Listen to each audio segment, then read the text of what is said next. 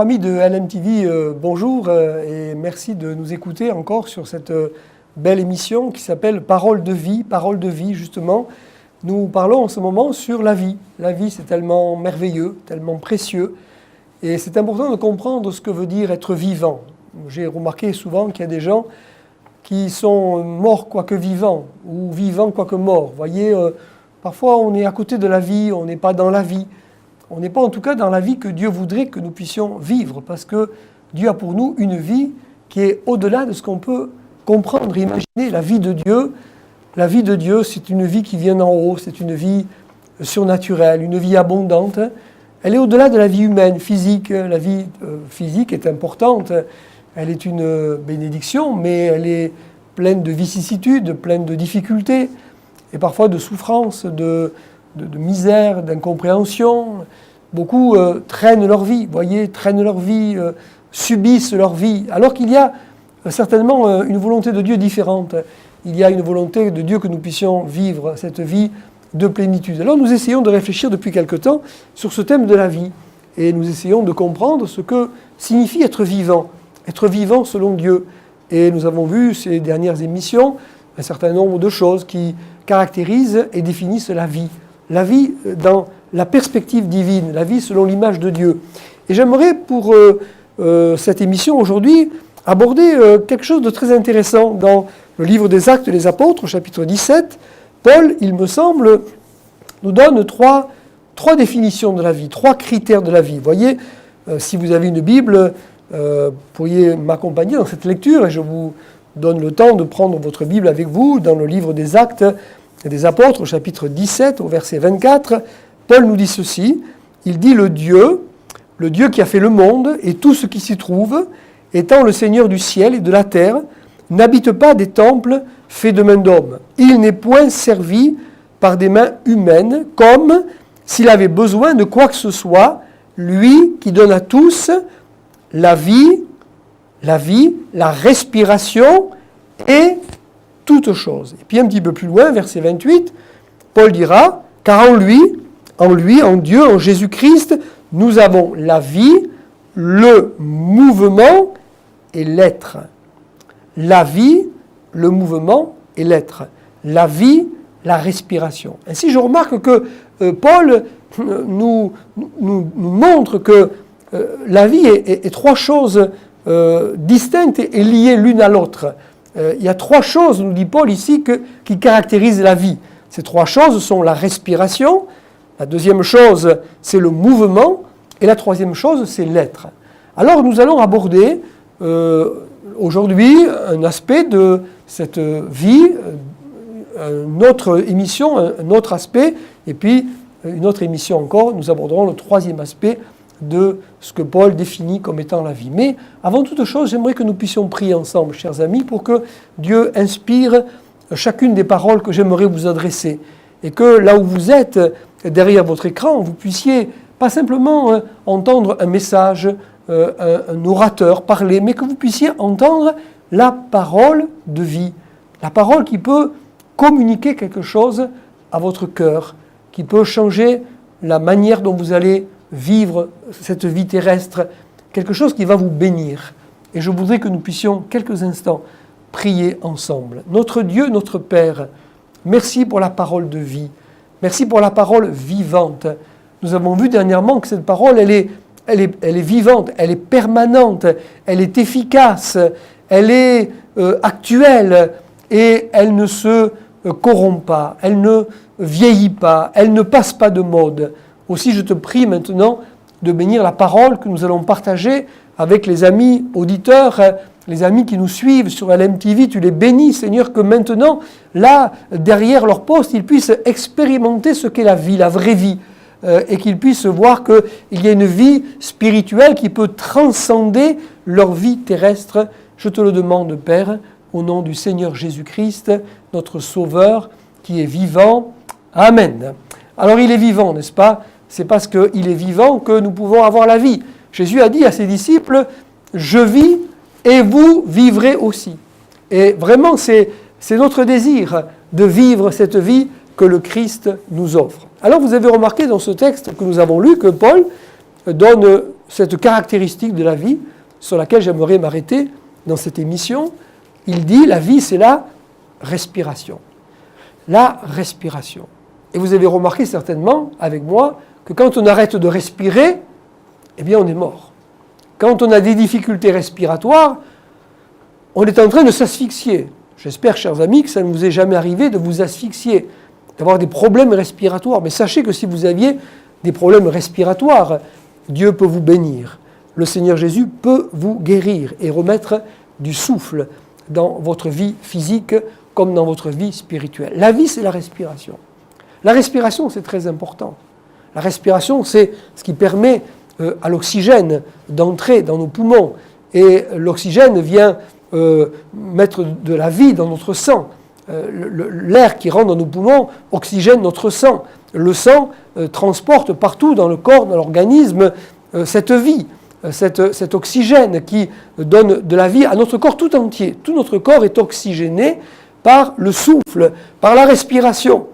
Donc nous comprenons combien la respiration, c'est important. En tant que pasteur, il m'est arrivé à plusieurs occasions de visiter des défunts, et j'ai souvent été frappé de voir que ces hommes qui étaient là, ces femmes qui étaient là, allongés dans un lit, ils venaient de décéder, et ils ressemblaient à des vivants.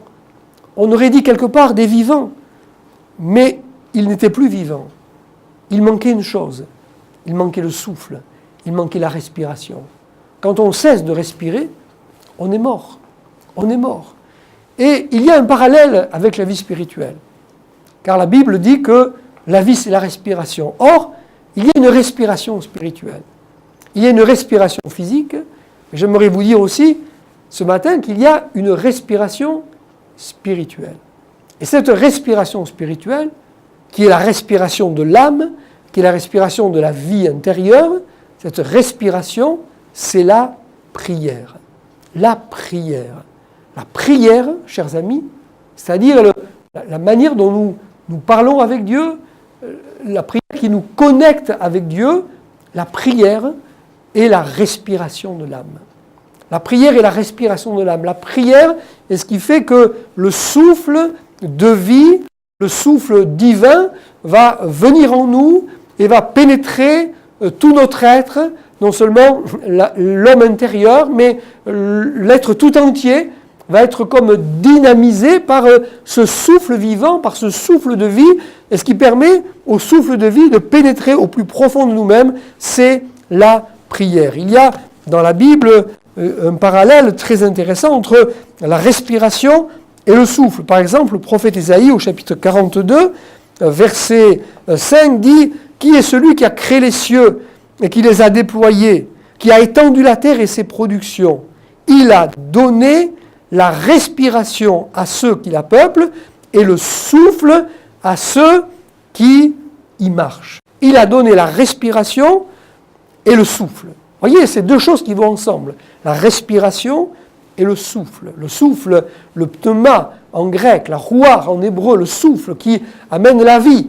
Eh bien, c'est lié à la respiration. Si j'arrête de respirer, eh bien, j'arrête de laisser le souffle pénétrer en moi et je suis en train de mourir. La prière et la respiration de l'âme. Combien j'aimerais vous dire, amis qui nous écoutez, aujourd'hui, combien la prière est importante.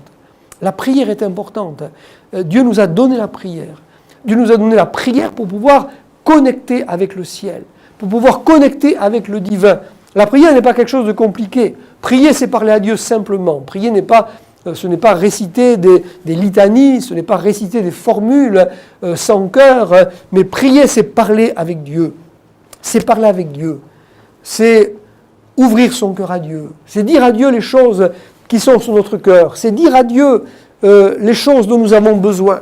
Parfois, c'est aussi louer Dieu. Prier, c'est louer Dieu. C'est dire à Dieu combien nous l'aimons. Dire à Dieu combien il est grand. Louer Dieu. Élever son nom. En tout cas, la prière, c'est la relation avec Dieu. La relation avec Dieu. Et voyez, qu'est-ce qui définit qu'un croyant est vivant? Eh bien, c'est qu'il y a cette respiration de l'âme. Quand on cesse de respirer, on est en train de mourir. Quand on cesse de prier, on est en train de mourir. Et je dis souvent qu'un chrétien qui prie, c'est un chrétien qui vit. Un croyant qui prie, c'est un croyant qui vit. Parce que cette vie, elle fait mouvoir en nous le souffle de vie. C'est la prière qui fait mouvoir le souffle de vie. Vous savez, la prière, c'est comme une respiration. Une respiration. La respiration, elle est basée sur deux mouvements, l'inspiration et l'expiration. Quand nous inspirons de l'air, nous chargeons nos poumons et notre sang en oxygène. Et quand nous expirons, eh bien, nous rejetons du gaz carbonique, c'est-à-dire des choses mauvaises qui polluent notre organisme. Et la prière, c'est quelque chose de merveilleux parce qu'il y a ce mouvement, la respiration, la prière fait entrer en nous le souffle divin, le souffle de vie. Et lorsque le souffle de vie vient en nous, il fait sortir de nous les choses toxiques. Voyez, les mauvaises pensées, les mauvaises idées, les choses toxiques qui sont toxiques pour nos âmes, toxiques pour nos pensées, toxiques pour notre manière de vivre. La prière, c'est tellement important, chers amis. Prier Dieu, parler avec Dieu, ouvrir son cœur à Dieu, demander des choses à Dieu. Eh bien, c'est ce qui fait rentrer dans nos vies le souffle de vie et c'est ce qui fait sortir de nos vies tout ce qui est toxique. Toute la respiration, dit un psaume, qu'elle loue le Seigneur. Que tout ce qui respire, notre traduction française dit ceci, psaume 150, verset 6, que tout ce qui respire loue le Seigneur. Que tout ce qui respire loue, c'est-à-dire communie avec Dieu, parle avec Dieu, adore Dieu, prie Dieu. Que toute respiration, littéralement, puisse louer le Seigneur. Donc, quand on est en insuffisance respiratoire, quand on cesse de prier, de louer, on est en train de s'asphyxier. Voyez, comme on s'asphyxie parfois physiquement, on peut s'asphyxier également spirituellement. C'est vrai pour un croyant, c'est vrai pour une église. La vie de l'esprit, le souffle de vie est intimement lié à la prière. Je remarque dans différents textes des évangiles que Jésus lui-même associe la vie de l'esprit à la prière. Il dit par exemple, dans l'évangile de Luc, chapitre 11, verset 9, il dit « Demandez, vous recevrez, cherchez, vous trouverez, frappez, l'on vous ouvrira ». Jésus nous rappelle que notre Père Céleste est toujours prêt à donner de bonnes choses à ceux qui le lui demandent. Et entre autres, dans ce texte de Luc, Jésus dit « Le Père Céleste donne le Saint-Esprit à qui le lui demande ». Il donne le Saint-Esprit. Donc vous voyez, il y a un lien entre la prière et l'esprit, le souffle, le pneuma de Dieu, la prière, je demande, et quand je demande, je reçois l'esprit. L'apôtre Paul dira, faites-en tout temps par l'esprit toutes sortes de prières et de supplications. En tout temps, par l'esprit, toutes sortes de prières. Vous voyez, il y a un lien là entre la prière et l'esprit, la prière. Paul dira encore dans l'Épître aux Romains que lorsque nous ne savons pas ce qui nous convient de demander dans la prière, le Saint-Esprit nous aide dans nos faiblesses. Il nous secourt, il nous inspire, le Saint-Esprit. Et il est donné en particulier en relation avec la prière. Jésus priait, vous savez. Jésus était un homme de prière. Et Jésus a enseigné sur la prière. Et je note que l'Église est née dans la prière. La prière, c'est tellement important. Jésus nous a enseigné qu'il ne faut jamais se relâcher dans la prière. Et il y a un merveilleux texte dans l'évangile de Luc, chapitre 18, verset 1er, où Jésus dit qu'il ne faut pas se relâcher, qu'il faut toujours prier et ne jamais se relâcher. C'est parce que des hommes et des femmes priaient au début de l'histoire de l'Église, des hommes et des femmes priaient, ils ont reçu le Saint-Esprit. Pendant qu'ils priaient, ils ont reçu une puissance, et cette puissance, elle a transformé l'histoire de l'humanité. Elle a fait naître l'Église. C'est dans une réunion de prière que l'Église est née. Dans une réunion de prière qu'elle a reçu le souffle du Saint-Esprit et qu'elle est devenue ce qu'elle est devenue, une Église qui va se répandre dans le monde entier. Parfois, je remarque qu'on est un peu à bout de souffle.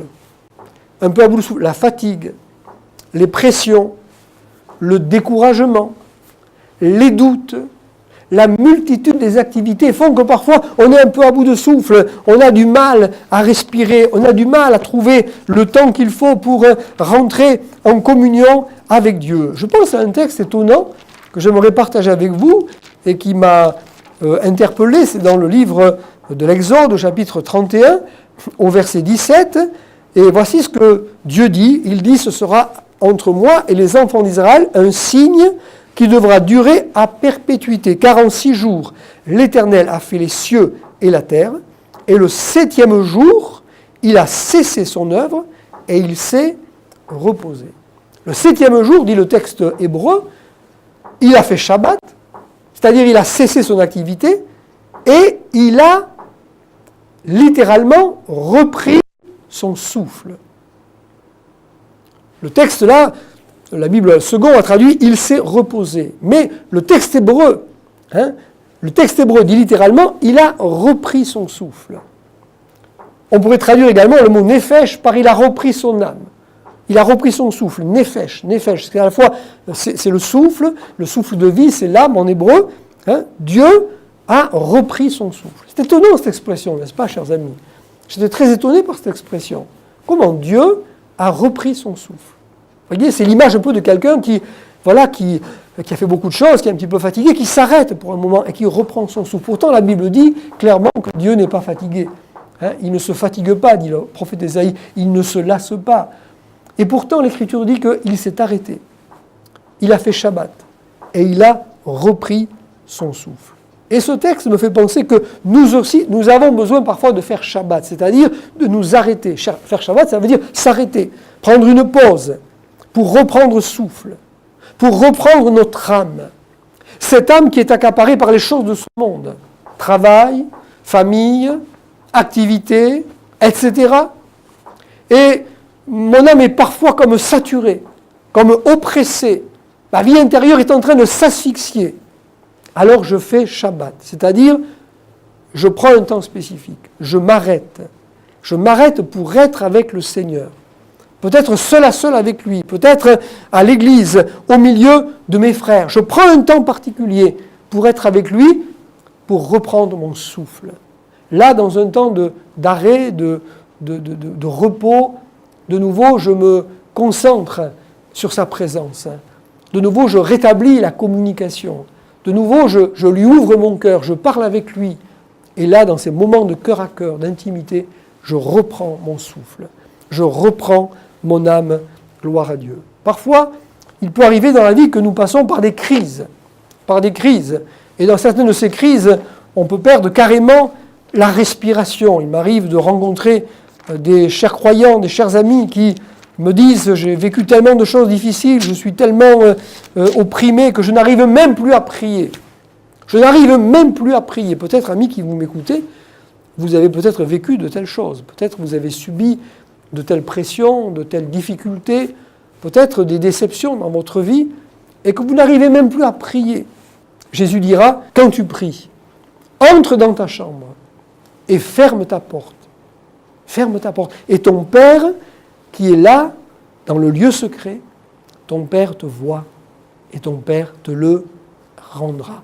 Entre dans ta chambre, ferme ta porte, c'est-à-dire fais Shabbat, arrête-toi, isole-toi, mets-toi là cœur à cœur avec le Seigneur. Il l'a mené dans la chambre haute, il l'a couché sur son lit. Le lit nous parle d'intimité. Le lit est un lieu d'intimité. L'intimité, cette intimité que le Seigneur veut avoir avec nous. Je pensais à cet homme qui s'appelle Jean, cet apôtre Jean, qui, dans la chambre haute, justement, est près du Seigneur. La Bible dit qu'il met sa tête sur le cœur du Seigneur. Il est à l'écoute du Seigneur. Il est dans son intimité, dans sa présence.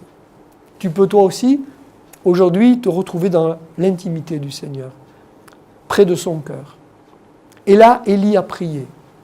Élie a prié, il a intercédé. La Bible dit de Jésus qu'il est assis à la droite de Dieu et qu'il intercède pour nous. Parfois, quand on n'arrive plus à prier, il y a quelqu'un qui prie pour nous.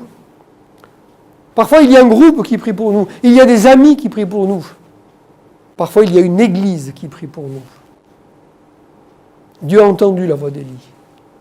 Dieu entend la voix de Jésus. Dieu entend la voix d'une église qui prie. Dieu entend la voix d'un homme qui crie à Dieu. Et la vie est revenue dans le corps de cet enfant. Le souffle est revenu. Il a retrouvé la respiration. Alors je voudrais te dire très simplement que tu peux toi aussi retrouver le souffle de vie. Le souffle de vie. Parce que la vie, c'est la respiration. Et le souffle de vie, il vient quand on prie, quand on recommence à prier. Peut-être tu as arrêté de prier. Peut-être tu pries de manière très désordonnée, mais si tu rentres de nouveau dans cette communion avec Dieu, si tu ouvres de nouveau ton cœur à Dieu, que tu lui parles, alors le souffle de vie va revenir en toi et il va te redonner la vie. Reprends ton souffle. Ami qui m'écoute, reprends ton souffle. Retrouve la respiration de la prière et de la louange. Amen. Eh bien peut-être, toi qui m'écoutes, tu es en train de t'asphyxier. Eh bien j'aimerais prier pour toi. J'aimerais prier pour toi. Je ne te connais pas, ami qui me regarde, mais je sais que le Seigneur Jésus te connaît et qu'il t'aime. Il connaît ton cœur, il connaît tes besoins. Peut-être il voit ta détresse. Peut-être il a entendu ce cri du cœur qui dit « Mais moi, je n'arrive plus à prier. » Alors là où tu es, je vais prier pour que tu retrouves la respiration, que tu retrouves le souffle de vie. La vie, c'est la respiration. La vie, c'est la respiration. C'est très important, la respiration. La vie, c'est la prière. La vie spirituelle, le souffle de vie, c'est la prière. Et je veux prier pour que tu redeviennes un homme de prière, une femme de prière, un jeune homme de prière. Amen. Père, merci pour ta parole qui nous rappelle que la vie, c'est la respiration. La vie, c'est la respiration. Et je veux prier pour l'ami qui est là, qui peut-être, comme ce jeune homme, n'a plus en lui de respiration. Et je sais que là, maintenant, là où il est, tu veux le prendre dans tes bras. Tu veux le ramener dans la chambre haute. Tu veux le mettre dans le lieu de l'intimité. Et tu veux intercéder pour lui. Intercéder pour lui. Jusqu'à ce que tout à nouveau, la vie revienne en lui. Cette vie spirituelle, cette vie abondante. Seigneur, merci de pouvoir faire Shabbat, de pouvoir nous arrêter pour reprendre notre souffle. Que maintenant cet ami puisse s'arrêter, reprendre le temps, retrouver les bonnes priorités, afin de te rencontrer, Seigneur, dans un cœur à cœur, dans un face-à-face, où il va retrouver la respiration. Père, c'est au nom du Seigneur Jésus que nous te le demandons. Amen. Soyez bénis, chers amis. À bientôt pour une prochaine émission Parole de vie.